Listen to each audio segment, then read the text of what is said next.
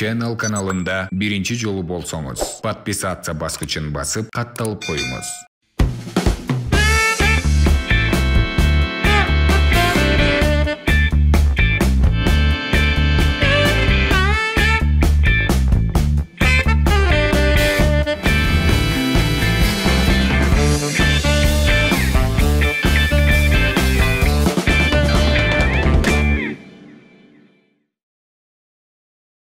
Саламатсыздар, урматтуу телекөрүүчүлөр, биз болсо Айымдар жана мен долбоорунун улантабыз. Бүгүн болсо дагы бир татынакай айым бизде конокто. Анча-мынча жигиттер бул айымга гүл бере албайт, жада калса жанына дагы жакын басып келе албайт. Ошон үчүн мен болгон күчүмдү жыйнап, колума гүл алып, конокко чакырдым бул айымды. Бүгүн болсо конокто Кыргыздын татынакай эрке кызы Шайыр Шатман бизде. Гүлжайна Атаканова. Чоң рахмат. Мен да көптөн бери жигиттерден гүл ала келем. Көрсө жигиттерден гүл алган так приятно да деп. Сизге мындай кандай деп коет, мындай өтө назик болуп, аракет кылсаңыз да канча жарашпайт экен, Негизи баягы ар жагыңан назик болбосоң, назик болоюн деп аракет кылсаң жасалма болуп каласың да. Просто азыр мен мындай өтө жүгүрө албай, өтө даңкылдабай, мындай кичине өзүмдү карап аткан убагым, ден соолукка байланыштуу бир аз токтолуп турган убагым. Акыркы жолу качан гүл алдыңыз эле? Качан гүл алдым? Акыркы жолу майда гүл алдым, май айында, туулган күнүмдө гүл алдым, 8 мартта гүл алдым. Ошо туулган күнүмөн кийин гүл алып элекмин. Бүгүнкү биздин негизги эфирибиз. Биз бул эфирде жалаң гана эркектер, мырзалар тууралуу сүйлөшөбүз. Ошондуктан сизде кандайдыр бир өчүңүз бар болсо, же тескерисинче мындай айтып алыңыз да кой. Комплименттериңиз болсо, бүгүн сиз ушул жөнүндө сүйлөсөңүз болот. Мындай көбүнчө мен интервьюларыңызды карасам, мындай менин аркамдан чукаган мырзалар көп. Ооба. Бардыгы эле мындай татыктуу эмес деп айтып турсуз да? Мүмкүн мен татыктуу эмесмин. Эми мындай сиздин негизи кыялыңыздагы мындай жып айдаган, ак жып айдаган, кара жып айдаган кара жып айдаган мырза кандай болуш керек? Менин кыялымдагы мырзам бар. Мен ошон үчүн көп кишилерге мындай көп кишилер билбейт менин кыялымдагы мырзамды, менин жанымда дайым коргоочум бар экенин билишпейт. Ошон үчүн баягы көп жерден таанышуу байлуу мындай да, бирок мен ал жеке жашоом, мен өзүм жашоом, мен аны элге чыгып реклама кылып айткан кереги жок. Сүйүү дагы, бакыт дагы, байлык дагы, тынчтыкты сүйөрүн мен эми түшүнүп жеттим. Эми түшүндүңүз? Ооба, эми түшүндүм. Эч качан бакытыңды дагы, байлыгыңды дагы элге жар салбаш керек экен. Ал сенин жашооң, ал сеники, ошон үчүн өзүң эле билсең болду, элге анын кереги жок. Айрым ырчылар деп болуп мындай колун бул жаа көргөзүп селфи менен бактылуу болмон деп качан чыгарып каласың? Мен анын элге кереги жок деп ойлойм. Мен өзүм көрө берсин, ал менин жанымдагы кишинин эч кимге кызыгы жок болуш керек дейм. Жалгыз эле чаң салып жетишем деп. Ооба, өзүм жетишем ага. Ден соолугума кам көрүп атам деп атасыз.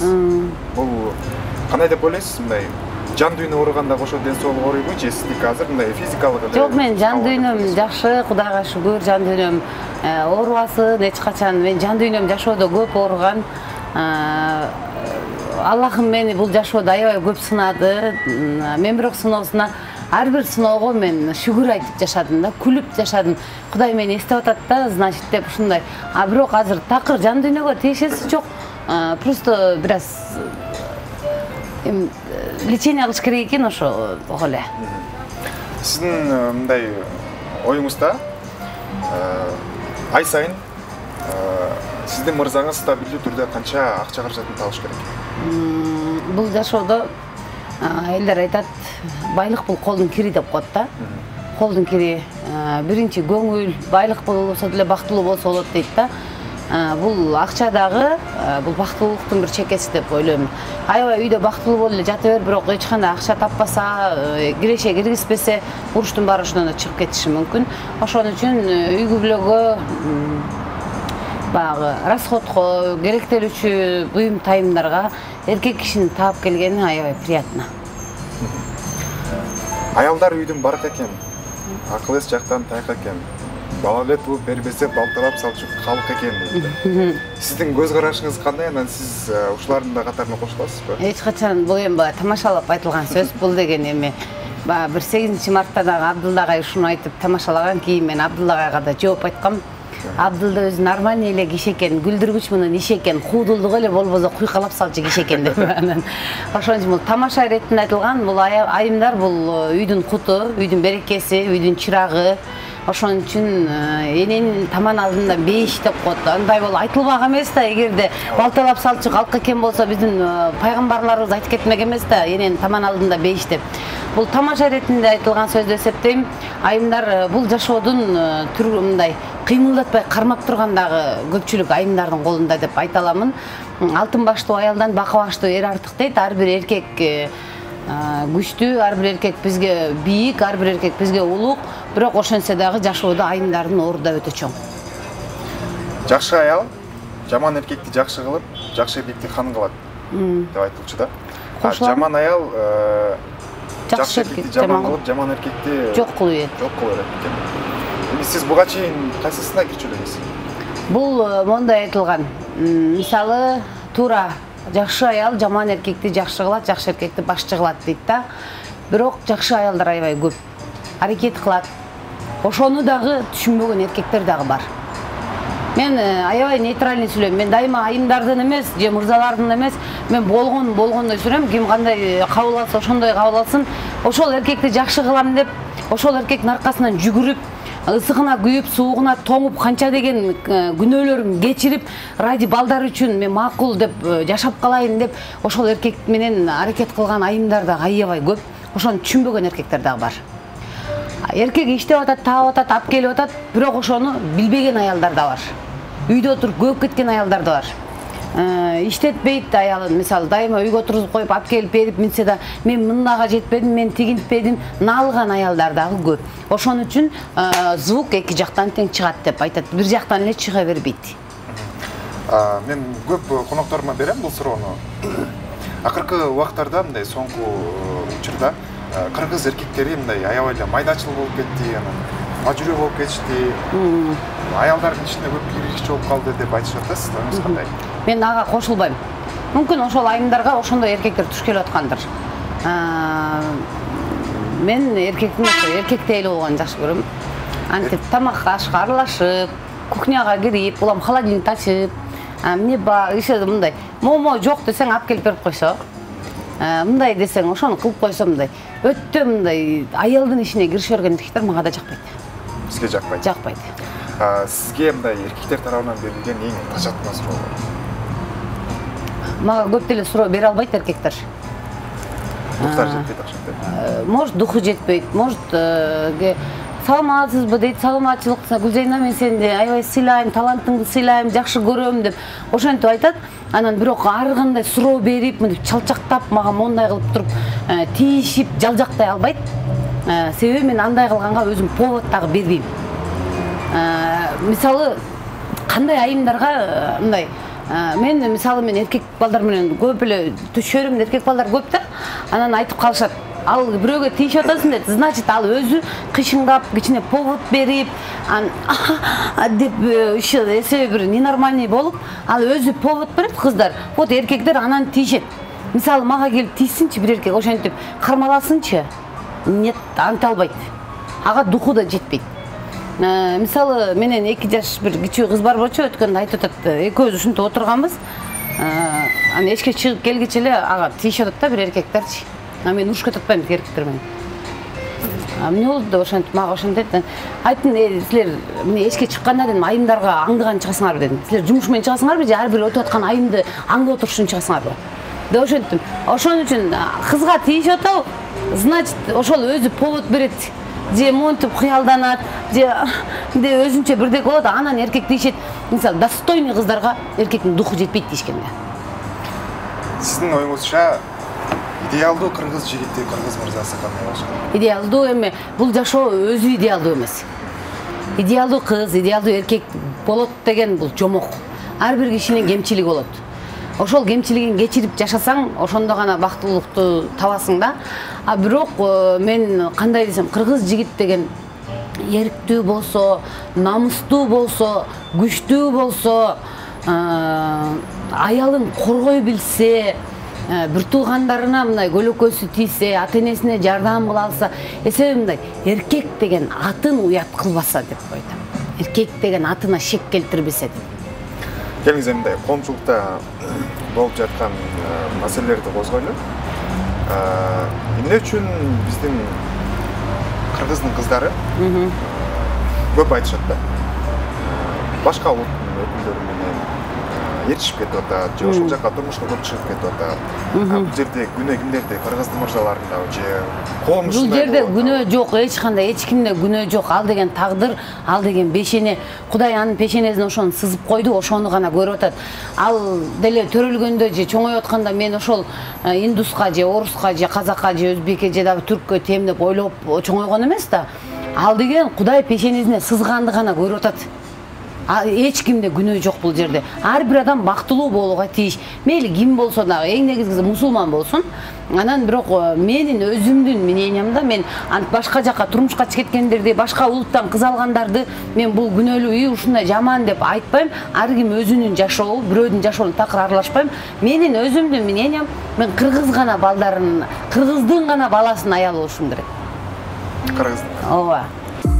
Ыңгайлуу, жагымдуу, оригиналдуу, өзүңдү ээн эркин сезесиң. Айлананын баары сени гана карап тургандай.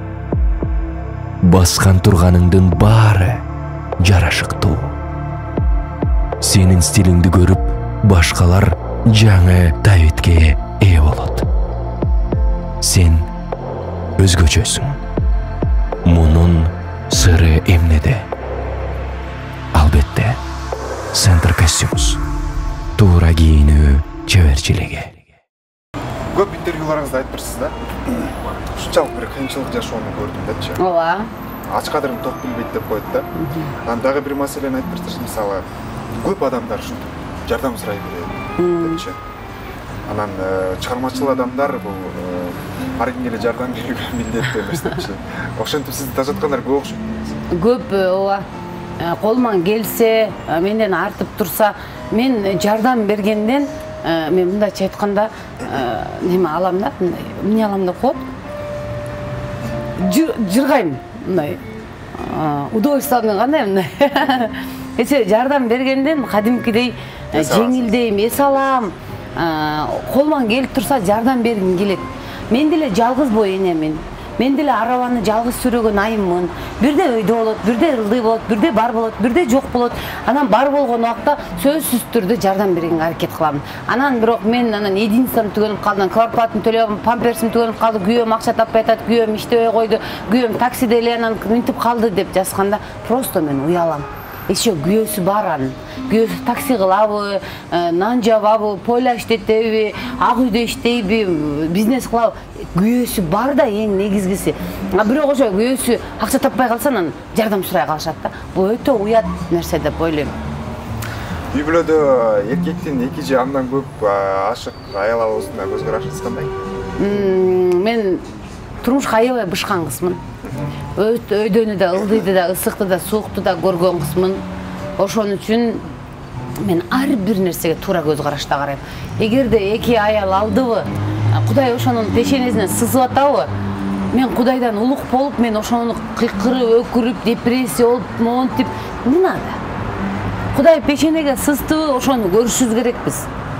Адан же тигин өлтүрүп коюп, же өзүң өлүп калып, же зачем? Эч кандай, эч нерсеге таң калбайм, эч нерсе жок мындай болбош керек деп, Кудайдын пешенеге сызган болот. Ала жипти аттаган эркектерге көз карашым жаман.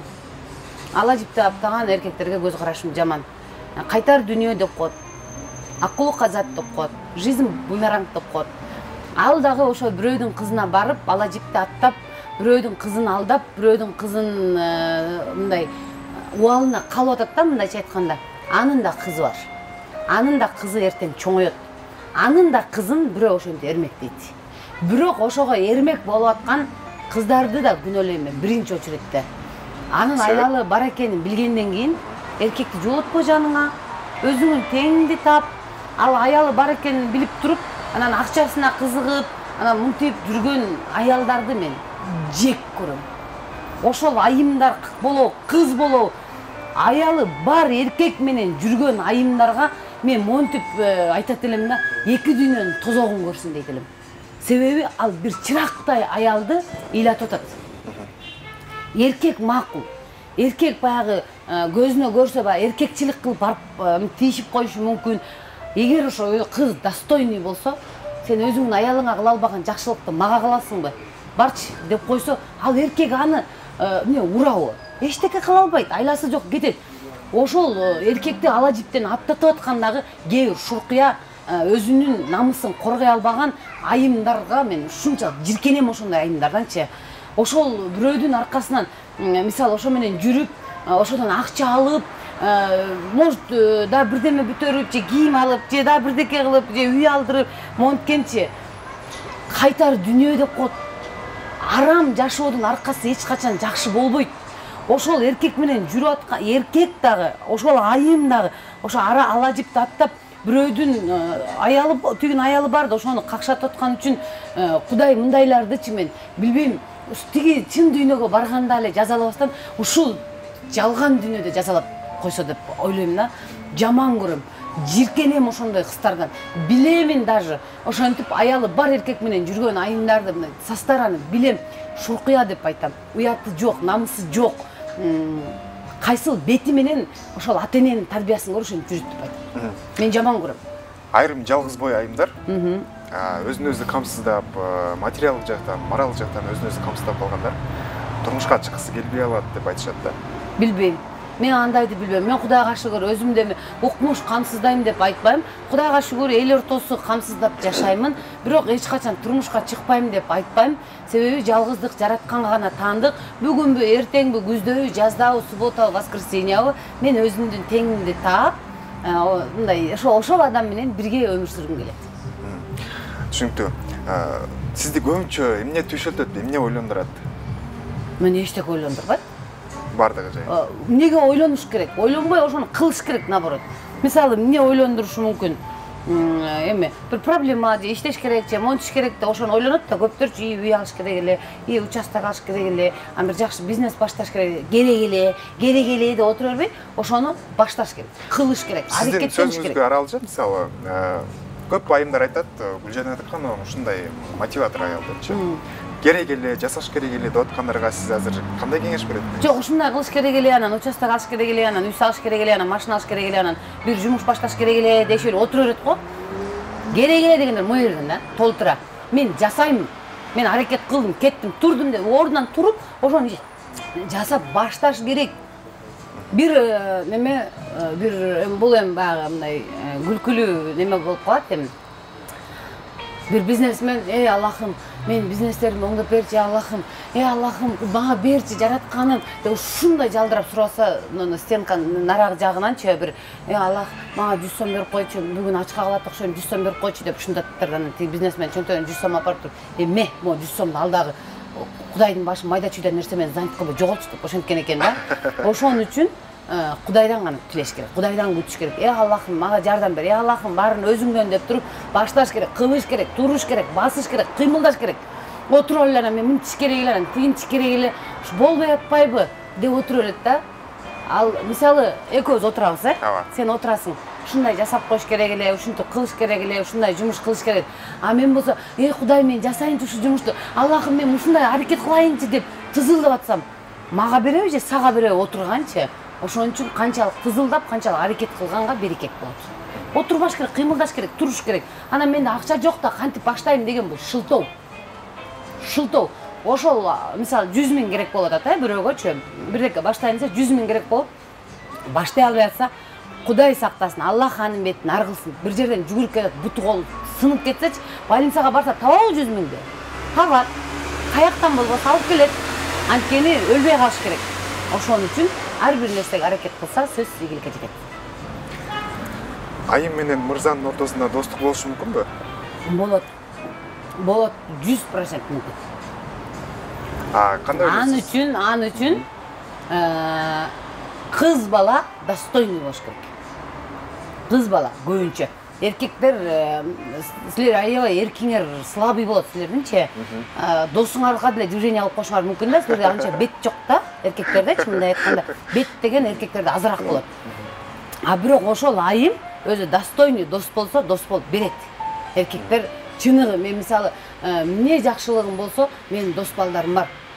Кыз балдардан өйдө болуп келишет. Ушундай молодец, Гүлжайна сенбисиң, жалгыз досубузсуң деп келишип, ушундай жардам беришип, бирдеке керек болсо дагы мен дос балдарым көп жардам берет. Болот. Ошондо мындай, айым менен айымдын ортосундагы достукка караганда, айым менен мырзанын ортосунда достук Жок, экөө бирдей эле, мен укмуш, мырзалар менен укмуш деп, же айымдар менен деп айтпайм. Ал адамдын өзүнөн. Ал өзүнөн. Ким менен кандай дос болсо, кимге кандай мамиле кылсаң, ошондой ответ аласың да, любой эле кишиден аракет кылсаң. Ошон үчүн эркек менен да айым менен дагы дос болгонго аракет кылса болот. Болот эркек менен дос. Менин мисалы досторум бар. Сиздики ошондо кайсыл досторуңуз көп? Кыздар көп, бирок анан эркектерден 4-5 досум бар. Жакшы. Эгер сиз менин ордума журналист болсоңуз, мага кайсы суроолор бермексиз? Эгер мен сенин ордуңа, мен айым болуп туруп эле, жок, мен айым болуп туруп мырзага суроо берсем, мен мынтип суроо бермекмин. Эркектер эмнеге ушунчалык эркиңер аз? Эмне себептен үйүңөрдө агынак көгүнгөк кылып жууп берген аялыңар, уулдай кызды төрөп берген аялыңар турса дагы көчөгө чыгып, эмне себептен арам ишке барасыңар деп эткичим. Кайсы бетиңер менен, кайсы выждан, кайсы жүрөгүңөр менен ала жип таптап бирөөнүн аялынын койнуна кирип, арам иш кылып, ошол жерде шалпылдап жүрүп, кайра кантип үйүңөргө келип тамак жейсиңер дейт болчу. Бул ошондо сиздин азыркы мырзалар болгон көз карашыңыз. Мен сизге ушундай суроо бермекмин деп атам. Жооп бербейсизби сиз? Жок, бул жерде мен тыйындын экинчи тарабы да бар да. Сиз ошондо бул сөзүңүз менен эркектерге болгон көз карашыңызды айтып атасыз. Мен сизге суроо берип атам, просто мен сизге, сиз мага суроо бер деген үчүн. Эмне себептен эркектер үйдөн чыккандан кийин ушундай мындай башка бир жалжактаган жана андай шуркуяларды көргөндө эмне өзүңөрдү кармай албай каласыңар, ушунчалык келесиңарбы деп айтайын дегем. Ошентип ойлойсуз. Жооп бербейсизби? Жок, сиз мындай көпчүлүк эркектерге мындай бардык. Мен бардык эркектер деп айтпаймын. Айтпайм, конечно. Менин ушундай сыйлаган байкелерим. Канча пайыз ошо сиз айтып суроого сиз берген суроого татыктуу болушу мүмкүн? 50%. 50%. Мен ошону 50%ны кошот да сиз. 50% эркектер ошондой, бирок аябай үй бүлөсүн сыйлаган, жакшы караган, аялына чөткүй сонун мамиле жасаган, бирөөдү көрүп, бирөө жалжактап тийишип атса дагы аялын көз алдында элестетип, койчу ушул мага жараткандан берилген аманат го деген эркектер дагы бар. Ушу аманатыма кыянат кылбайынчы деген эркектер дагы бар. Мен анда ошолордун катарына кошулайын дагы сиздин сурооңузду жоопсуз калтырайын. Көрдүң, мен суроом эркектер ыйлай бересиңер, антемде жооп бере албайм. Түшүнүктүү. Эми мен сизге бербей калган суроо. Гүлжайна эжеге. Мага бербей алганбы? Билбейм. Берөр любой суроо деле. Эмне төгүлүп чачылып айтып берейин деп аттыңыз эле. Эген. Билбейм, мен андай эле даярданган эмесмин. Эмне суроо берсең жооп бере берем. Түшүнүктүү. Анда биздин эфирибиз дагы соңуна чыгып бара жатат. Мен болсо сизге эркин микрофон. Мырзаларгабы же жакындарыңызгабы? Чоң рахмат. Чоң рахмат, урматтуу кыргыз элим. Жана ушундай мени бүгүн эфирге чакырып, кыргыз эли менен көпүрө болуп бараткан силердин да ишиңерге ийгилик каалайм. Зоболоңор бийик болсун, кадырыңар улук болсун, жүзүңөр жарык болсун, тилиңер курч болсун, эч качан бирөөгө көз каранды болбогула. Ар дайым бирөөгө жардамыңар тийген, ушундай бирөөгө калдаган караң болгон инсандар болуп жүрөргүлө. Жана кыргыз элиме кааларым тынччылык болсун, аманчылык болсун. Ар бир үйдүн эшиги жакшылыкка ачылып, дасторкону тойлорго жайылсын. Могу жаман илдеттен батыраак арылып, мурдагыдай Кыргызстан стабилдешип, сонун болуп, бар жок иштеп, бардык бизнестер өнүгүп, жакшы болуп, өсүп жүрө берели. Жана кыргыз айымдарына да, мырзаларына да кааларым, бул жашоо жалган жашоо. Бул кыска жашоо. Бүгүн барбыз, эртең жокпуз. Жараткандан берилген белек бул тирүүлүк деген. Ушул тирүүлүктүн баркына жете билели, тирүүлүктү барктай билели, жана барган күйөөбүздү, алган аялыбызды аззеттей билели. Себеби бул да болсо Аллахтан берилген бизге аманат деп билемин. Ар бир үйгө бактылуулук берсин, ар бир үйгө береке берсин, уул кыздарды берсин. жана кетпес дөөлөт кең пейил берсин. Кыргызстан барсын жакшы көрөм, баарыңарды сүйөмүн. Эч качан мен бир кишиге да жамандык каалагым да келбейт, каалабайм дагы, айтпайм да. Мага жамандык каалаган адамдарга дагы бактылуулук гана каалайм. Бар болуңуздар, аман болуңуздар. Урматым менен мен Г. Атаканова. Жаңы жылыңыздар менен деп салбайсыз. С Новым годом! Кааласаңыз мырзаларга өзүнчө кайрылып койсоңуз болот. Жана мага мом менен туруп айттыңыз го, момду алып. Албетте, баягы кыргыз мырзалары силер бар үчүн биз барбыз. Кыргыз мырзалары силер күчтүү үчүн биз назикпиз. Кыргыз мырзалары ушундай намыстуу үчүн биз уяттуубуз. Эч качан кыргыз кыздары, кыргыз балдарын уят калтырбаганга аракет кылып жашайлы. Ушулардын намысына шек келтирбей турган кылып жашайлы. Бирок мен кыргыз жигиттеринен да суранарым, ар бир кыргыз айымды, ар бир кыргыз кыздарын өзүңөрдүн бир тууганыңардай элестеткиле. Бирөөдү чөптү кордосоң көзүңө түшөт дейт. Эч качан бирөөдүн кызын, бирөөдүн жубайын кордобой, жакшы гүлгө канча суу куйсаң гүлдөйт го, айымдар дагы гүл сыяктуу. Ошон үчүн мен мырзаларды жакшы көрөм, сыйлаймын. Силердин күчтүүлүгүңөр менен дайым биз назик болуп жүрө берели. Бар болуңуздар. Бардык жакшы сөздөр, бардык комплименттер сизге жарашат. Жаркылдап жайнап кыргыз элине кызмат кылып жүрө бериңиз. Сизге ыраазычылык билдиребиз. Чыгармачылыгыңыз өркүндөп, зоболоңуз бийиктей берсин. Бар болуңуз. Чоң рахмат, оомин. Урматтуу телекөрүүчүлөр, бүгүн болсо бизде конокто жаркылдаган биздин Кыргызстандын жашынакай жылдызы, керемет айым Гүлжайна Атаканова болду. Кийинки көрсөтүүдөн жолугушканча сак саламатта болуңуздар.